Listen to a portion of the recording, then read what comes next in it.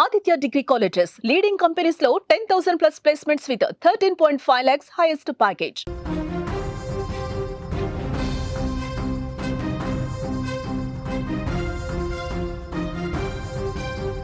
గండికోటలో దారుణ హత్యకు గురైన విద్యార్థిని వైష్ణవి హత్య కేసులో కొత్త కోణం కనిపిస్తోంది.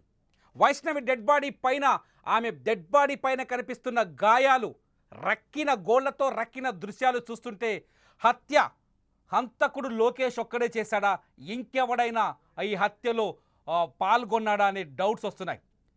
వైష్ణవి కుటుంబం చాలా స్పష్టంగా ఆరోపిస్తుంది, లోకేష్ ఒక బేకారని, ఒక జులాయి అని, తన కూతురిని వెంటపడి తన వైపు తిప్పుకొని వశపరుచుకొని తన కూతురు తనకు కాకుండా చేశాడని, చాలా రోజులుగా లోకేష్ తన కూతురిని వెంటాడుతున్నాడని, తన మత్తులోకి దించి, ప్రేమ మత్తులోకి దించి తన కూతురిని అన్యాయంగా దారుణ హత్యకు గురి చేశాడని, ఈ హత్యలో లోకేష్ ఒక్కడే లేడు, ఇంకా కొందరి పాత్ర ఉందని చెప్తున్నారు. స్క్రీన్లో మీరు విజువల్స్ చూస్తున్నారు. లోకేష్ గండికోటకి ఆ అమ్మాయి వైష్ణవితో లోపలికి వెళుతున్న వీడియో మీరు ఒక బాక్స్లో చూస్తుంటే, ఒక్కడే రోడ్డు పైన తిరిగి వస్తున్న వీడియో ఇంకో బాక్స్లో చూస్తారు. ఈ దృశ్యం చూస్తే చాలా డౌట్స్ కనిపిస్తున్నాయి. సీసీ కెమెరాలో దొరికిన ఈ రెండు దృశ్యాలు వైష్ణవి హత్య కేసులో అనేక ప్రశ్నల్ని లేవనెత్తుతున్నాయి. ఒకటి, లోపలికి వెళ్ళిన గంటలోపే మీరు చూస్తున్నారు వైష్ణవితో గండికోట లోపలికి వెళ్తున్న లోకేష్ బైక్ మీద నిలబడ్డ వీడియో ఒకటి. రెండోది వచ్చేసి ఒక్కడే గండికోట లోపల నుంచి బయటకు వస్తున్న వీడియో ఒకటి. ఈ రెండు వీడియోలో రికార్డింగ్కి కేవలం గంట సమయం మాత్రమే గ్యాప్ ఉంది. ఈ గంటలోనే వైష్ణవిని ఇంత దారుణంగా లోకేష్ చంపేశాడా, లేదంటే తెలివిగా లోకేష్ ఈ వైష్ణవిని తీసుకొని అక్కడికి వెళ్ళి ముందుగానే ప్లాన్ వేసుకొని తనకు తెలిసిన వ్యక్తులకి వైష్ణవిని అప్పజెప్పి హత్యకు పాల్పడ్డాడా?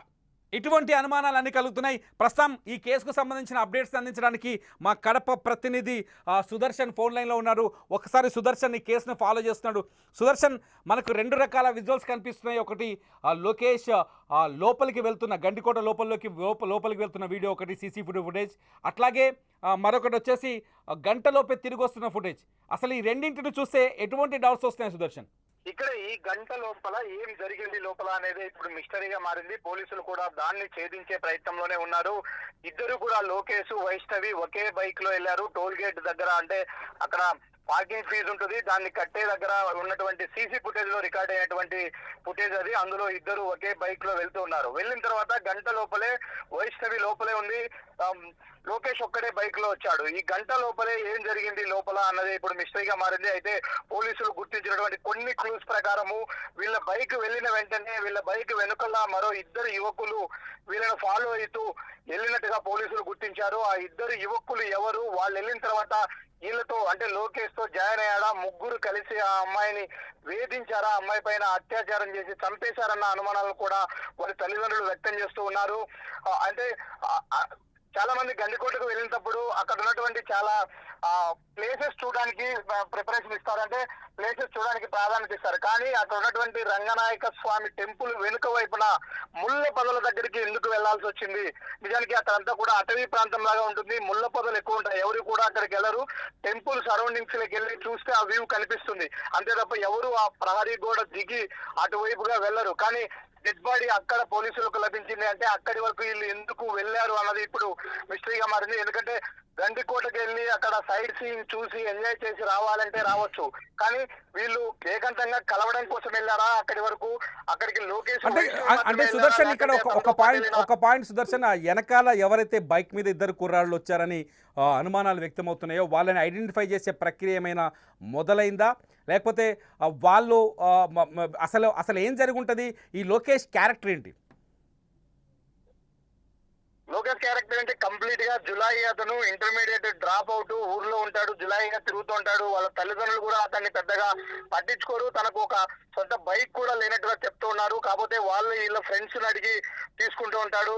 ఎర్రగుంట్ల మండలం అన్లదుర్తి గ్రామము, అక్కడే ఉంటది వీళ్ళ ఫ్యామిలీ. అక్కడి నుంచి ఈ అమ్మాయి ఫ్యామిలీ పొద్దుటూరుకి షిఫ్ట్ అయినప్పటి నుంచి కూడా అతను ప్రొద్దుటూరుకు వస్తున్నాడు. ఈ అమ్మాయి ఇంటి నుంచి కాలేజీకి వెళ్లే సమయంలో ప్రతిరోజు కూడా రెక్కి నిర్వహించి ఆ అమ్మాయిని ఏదో ఒక విధంగా మాటలు కలపడం చేస్తుంటాడు. అంతేకాకుండా అమ్మాయిని అనేక సార్లు బ్లాక్ మెయిలింగ్ కూడా చేసినట్టు మనకు సమాచారం అందుతుంది. నేను చెప్పిన టయానికి నువ్వు బయటికి వచ్చి నన్ను కలవకపోతే నేను చేతులు కోసుకొని చనిపోతాను, నేను సూసైడ్ చేసుకుంటాను అంటూ అనేక సార్లు ఆ అమ్మాయిని బెదిరించిన పరిస్థితుల్లో నిజంగానే అలాంటి సిచ్యువేషన్ వస్తే అది తన మీదకి ఎక్కడొస్తుందో అన్న భయంతో కూడా వైష్ణవి చాలా సార్లు లోకేష్ ను కలవడానికి తల్లిదండ్రుల కళ్ళు చెప్పి బయటికి వెళ్ళింది. నిన్న కూడా అదే జరిగింది. మనం గండికోటకి వెళ్ళి 1 hour లో తిరిగి వచ్చేస్తాము, మళ్ళీ కాలేజీ లంచ్ టైంకల్లా నిన్ను ప్రొద్దుటూరులో వదిలిపెడతానని చెప్పిన మేరకే ఆ అమ్మాయి లోకేష్ తో పాటు బైక్ ఎక్కి వెళ్ళిపోయినట్టుగా తెలుస్తుంది. తను ప్రొద్దుటూరులోనే ఆ అమ్మాయిని రిసీవ్ చేసుకున్నాడు. ప్రొద్దుటూరు నుంచి దాదాపు 35 కిలోమీటర్ల జర్నీ ఉంటుంది గండికోట వరకు కూడా.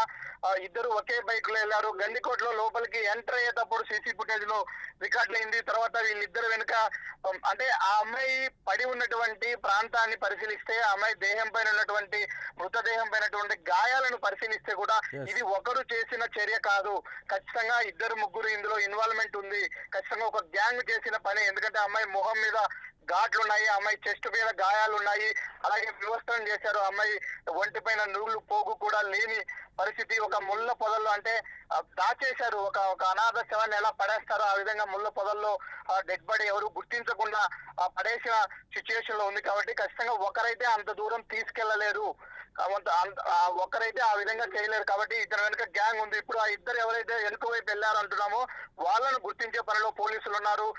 వాళ్ళు కూడా ఇతని సొంత గ్రామానికి చెందిన వాళ్ళే. ఎందుకంటే ఇతను గ్రామంలో కూడా ఒక గ్యాంగ్ ను మెయింటైన్ చేస్తున్నాడు.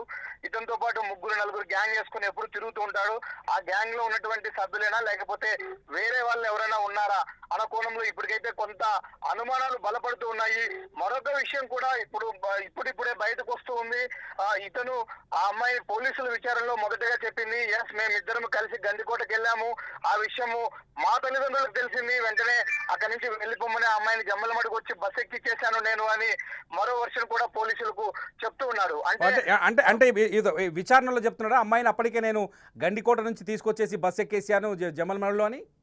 ఎస్ విచారణలో చెప్తున్నాడు. అంటే ఇంకా హత్యను ఒప్పుకున్నాడు సుదర్శన్, ఒప్పుకోలేదా హత్య చేసిందేనే అని? హత్యను ఒప్పుకోవట్లేదు. కలిసి వెళ్ళిన మాట వాస్తవము. అయితే ఆ అమ్మాయి ఏ విధంగా చనిపోయిందో, అక్కడ ఎందుకు ఉందో కూడా నాకు తెలియదు అన్నట్టు కూడా అతను పోలీసు విచారణలో బుకాయిస్తున్నట్టుగా మనకు సమాచారము అందుతుంది. నేను ఆ అమ్మాయిని తీసుకెళ్లాను, కలిసి మాట్లాడుకున్నాము, తర్వాత ఆ అమ్మాయిని నేను తిరిగి బస్ ఎక్కిచ్చేశాను అని చెప్తూ ఉన్నాడు. అంటే మళ్ళీ తిరిగి జమ్మలమడుగులో బస్ ఎక్కిచ్చేస్తే మళ్ళీ గండికోటలో మృతదేహంగా ఎలా అంటే మిగతా జీవి ఏ విధంగా వైష్ణవి అక్కడ కనిపిస్తుంది అన్నది ఇప్పుడు క్వశ్చన్.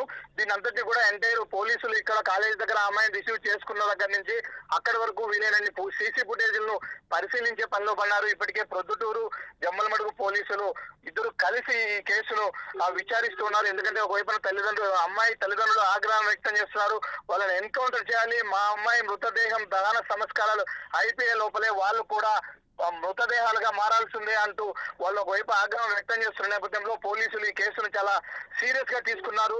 ఖచ్చితంగా అన్ని కోణాల్లో విచారణ చేసి ఈ రోజు సాయంత్రం లోపలే దీంట్లో పూర్తిగా ఒక క్లారిటీకి పోలీసులు వచ్చే అవకాశాలు అయితే కనిపిస్తున్నాయి. రైట్ సుదర్శన్, మీ అప్డేట్స్ కోసం ఎదురు చూస్తుంటాం, ఫాలో చేస్తూ ఉండండి ఈ కేసుని. ఇది మనకు చాలా స్పష్టంగా అర్థమవుతోంది, గండికోటలో ఆ అమ్మాయిని హత్య చేశానని ఇప్పటికీ లోకేష్ అధికారికంగా ఒప్పుకున్న సందర్భం కనిపించట్లేదు. తనని నేను గండికోట తీసుకువెళ్ళింది నిజమే, ఆ తర్వాత జమ్మలమడుగు తీసుకెళ్లి బస్ ఎక్కించానంటూ కొత్త సినిమా కథ అల్లి చెబుతున్నట్టుగా పోలీసులు భావిస్తున్నారు.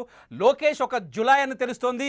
లోకేష్ది కానీ ఈ అమ్మాయిది కానీ ఎవరైతే వైష్ణవి లోకేష్ది ఒకటే ఊరు, ఎర్రగుంట్ల దగ్గరున్న అండ్లదుర్తి అనే గ్రామానికి చెందిన అమ్మాయి వైష్ణవి. అదే గ్రామంలో లోకేష్ వాళ్ళ బంధువు అవుతాడు. లోకేష్ అదే గ్రామంలో ఇంటర్ చదివి జులాయి తిరుగుతున్నాడు, పని పాట లేకుండా ఈ అమ్మాయి వెంట తిరుగుతున్నాడు. ఈ విషయాన్ని గమనించిన వైష్ణవి తండ్రి కొద్ది రోజుల క్రితం కుటుంబాన్ని ఏకంగా ప్రొద్దుటూరుకు మార్చేశాడు. లోకేష్కు దూరంగా తన కూతుర్ని తీసుకెళ్లి కాపాడుకోవాలనుకున్నాడు. మొదటి నుంచి ఇతని ప్రవర్తన పైన వైష్ణవి తండ్రికి అనుమానాలు ఉన్నాయి. తన కూతుర్ని లోకేష్ బారి నుంచి కాపాడుకోవడానికే ప్రొద్దుటూరికి ఫ్యామిలీని షిఫ్ట్ చేశాడు. అయినప్పటికీ తన కూతురు ప్రాణాలని దక్కించుకోలేకపోయాడు. ఏదైతే తన తండ్రి వైష్ణవి తండ్రి భయపడ్డాడో అదే జరిగింది.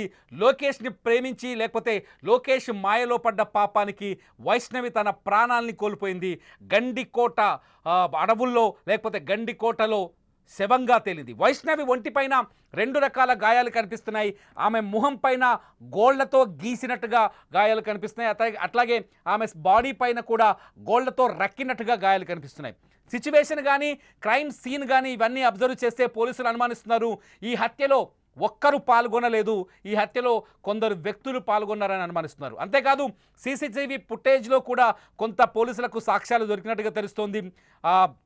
లోకేష్ వైష్ణవి బైక్ మీద వెళ్ళిన తర్వాత గండిలో కోట లోపలికి వెళ్ళిన తర్వాత మరో 2 వ్యక్తులు బైక్ పైన వచ్చినట్టుగా కొంత సమాచారం అందుతోంది. మొత్తానికైతే వైష్ణవి హత్య వెనుక చాలా పెద్ద మిస్టరీ ఉందని అర్థం చేసుకోవాలి.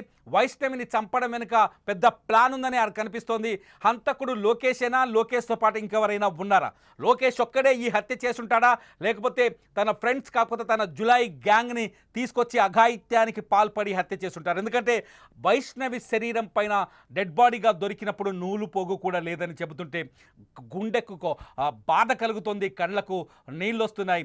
ఎవరైతే అమ్మాయిలు, నేను ఒక విషయాన్ని ఇక్కడ చెప్పాలనుకుంటున్నాను, జులాయిలని గాడిద తిరుగులు తిరిగే ఈ బేకార్లని నమ్మి మీ జీవితాన్ని నాశనం చేసుకోకండి. ఒక బేకార్గాడు ఏ పని లేకుండా ఉంటే సాహసాలు చేస్తాడు. ఆ సాహసాలు చూసి మీరు హీరోలుగా భావించకండి, మీ జీవితాలు నాశనం అయిపోతాయి. మరో వైష్ణవిగా మారకండి. చాలామంది అమ్మాయిలకు నేను ఇస్తున్న మెసేజ్ ఇది, దయచేసి మీ ప్రాణాలని కాపాడుకోండి. పరిపక్వత లేని వయసులో వచ్చేది ప్రేమ కాదు, మోహం మాత్రమే. ఆ మోహానికి బలైపోయి మీ జీవితాన్ని నాశనం చేసుకోకండి. మీకోసం మీ తల్లిదండ్రులు ఎన్ని ఆశలు పెట్టుకున్నారో ఒక్కసారి ఆలోచించండి. వినండి వైష్ణవి తండ్రి మాటలు వినండి. ఒక్కసారి వైష్ణవి తండ్రి మాటలు వింటే మీకే అర్థమవుతుంది ఆ బాధ ఎలా ఉంటుందో. ఇంతకుముందు మీ పాప నేడు సతాయిస్తా అన్నాడు కదా, సతాయిస్తుంటే నేను ఇది చేయండి, నేను ఆవేశ సొంతం ఇదంతా సతాయిస్తుంటే మన ఆడపిల్లలకు వెళ్ళడం, నేను వీడికి వచ్చినా వీడికి ఏంటి గొడవ నాకు అని వచ్చినా అని ఇసిపెట్టేవాళ్ళు. వాళ్ళు ఫుల్ గ్యాంగ్, నా అమాపులు గ్యాంగు ఎరుగుంటంతా తాగి అల్లరి చేస్తుంటే నేను చూసిన పిల్లలు 3 సార్లు చూసినా, పడిపోయి అంతా గ్యాంగ్ అంతా చూసినా. నేను నన్ను చూసి ఇంత పక్కకు పోతున్నాడు, మా ఊరే కాబట్టి వాని ఎంటుకౌంటర్ చేయాలా, తెలంగాణలో చేసినట్టు. మీ చేత కాబట్టి నేనే చేస్తా, ఓకేనా? ఇది వైష్ణవి తండ్రి మాటలు వింటుంటే మీకేమర్థమవుతుంది? ఒక జులాయి, ఒక పనికి మాలినవాడు, పని పాట లేనివాడు, ఊళ్ళో తిరుగుతూ గ్యాంగ్ని మెయింటైన్ చేసేవాడు మీకు లవర్గా అవసరమా? మీరు ఆలోచించండి ఒకసారి. ఇలాంటి గాడిదల్ని నమ్మితే మీ జీవితాలు ఏమవుతాయి? ఒక్కసారి ఆలోచించండి. మీ అభిప్రాయాన్ని వీడియో కింద ఖచ్చితంగా కామెంట్ చేయండి. ఆడపిల్లలు మాత్రమే కాదు, వాళ్ళ తల్లిదండ్రులు కూడా ఈ వీడియో కింద ఖచ్చితంగా మీ అభిప్రాయాన్ని కామెంట్ చేయండి. మీ అభిప్రాయాలపైన నేను మరో వీడియో చేస్తా. మీరు వైష్ణవి హత్య కేసులో అప్డేట్స్ కోసం రెగ్యులర్గా సుమన్ టీవీ డిజిటల్ లైవ్ని ఫాలో అవ్వండి. ప్రతి అప్డేట్ని మీకు అందించే ప్రయత్నం చేస్తాం. చూస్తూనే ఉండండి సుమన్ టీవీ.